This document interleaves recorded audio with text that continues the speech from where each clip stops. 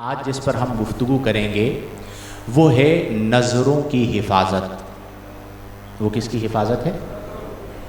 یہ موضوع اس لیے اہم ہے کہ جب ہم باطن کی درستگی کی بات کرتے ہیں تو باطن میں جو امراض ہیں جنہیں ہم کہتے ہیں روحانی امراض، روحانی بیماریاں، جب تک ہم ان روحانی بیماریوں کا علاج نہیں کریں گے، اپنے اندر سے ان روحانی بیماریوں کو ختم نہیں کریں گے تو ہم ہوں گے روحانی مریض۔ ایک ہوتا ہے جسمانی مریض، ایک ہوتا ہے روحانی مریض۔ تو جو روحانی مریض ہوتا ہے اسے کما حقہ لذت عبادات اور حلاوت عبادات نصیب نہیں ہوتی۔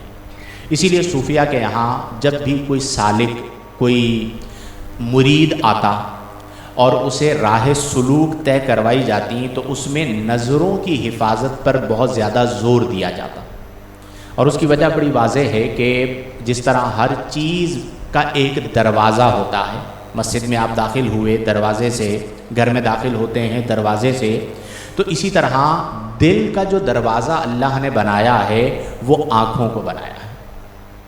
دل میں جو بھی جاتا ہے وہ کہاں سے جاتا ہے؟ آنکھوں سے جاتا ہے۔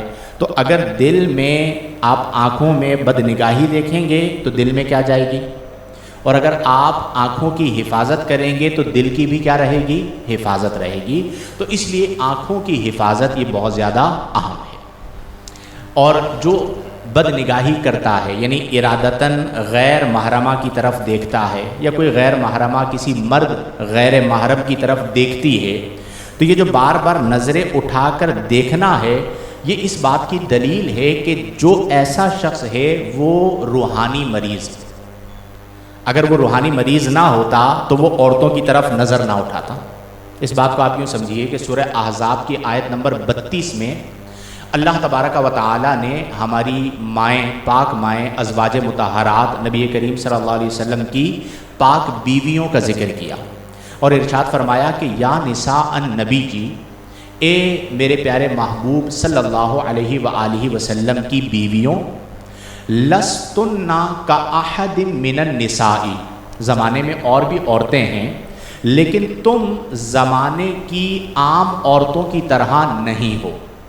چونکہ نبی کریم صلی اللہ علیہ وسلم کے عقد نکاح میں آئیں تو اللہ نے فرمایا لستن کاحد من النساء، تم زمانے کی دوسری عورتوں کی طرح نہیں ہو۔ اس کے بعد اللہ نے نصیحت فرمائی، فرمایا ان اتقیتن، اگر تم اللہ سے ڈرتی رہو تو فلا تخضعن بالقول، تو بات کرتے ہوئے اپنے قول کے اندر، اپنے لہجے کے اندر نرمی پیدا مت کرنا۔ یعنی کسی ضرورت کے تحت غیر محرم تک آواز پہنچے تو نبی کریم کی ازواج کو، جو ہماری کیا ہیں؟ مائیں ہیں، انہیں اللہ فرما رہا ہے کہ فلا تخضعن بالقول، اپنی بات کے اندر نرمی پیدا نہ کرنا۔ کیوں؟ اس کا نقصان کیا ہوگا؟ فرمایا فیطمع الذی فی قلبہ مرض، فرمایا کہ ہو سکتا ہے جو سننے والا ہے ان میں کوئی ایسا شخص ہو کہ جس کے دل میں مرض ہو، جس کا دل بیمار ہو، تو یطمع، وہ اس کی لالچ کرے اور وہ اس کی لالچ میں مبتلا ہو جائے۔ تو فرمایا کہ تم اپنے قول کے اندر نرمی کو پیدا نہیں کرنا، اپنے لہجے کے اندر نرمی کو بیدار نہیں کرنا۔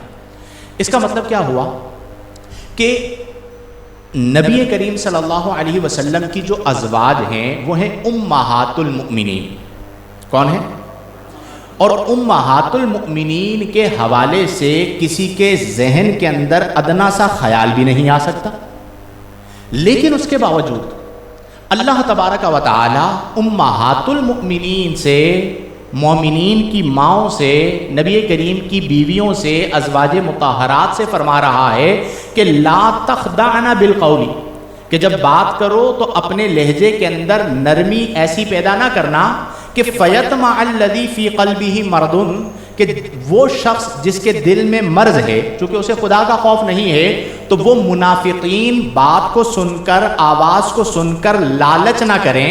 اس بنا پر تم اپنی آوازوں کو اور اپنے لہجوں کو غیر محارم کے سامنے نرم نہیں بنانا۔ اب یہاں پر ایک بڑا اہم نکتہ ہے، وہ یہ ہے کہ جو نبی کریم صلی اللہ علیہ وسلم کے عقد نکاح میں پاک بیویاں ہیں، جن کی تربیت نبی کریم صلی اللہ علیہ وسلم فرما رہے ہیں، جنہیں امہات المؤمنین ہونے کا شرف حاصل ہے کہ وہ ایمان والوں کی مائیں، ان سے فرما دیا گیا کہ آپ بھی اپنی آواز اور اپنے لہجے کو غیر محارم کے سامنے نرم نہیں بنانا۔ جب ان کے لیے یہ حکم ہے تو آپ ایک لمحے کے لیے تصور کریں کہ جو عام عورتیں ہیں، جو کون ہیں؟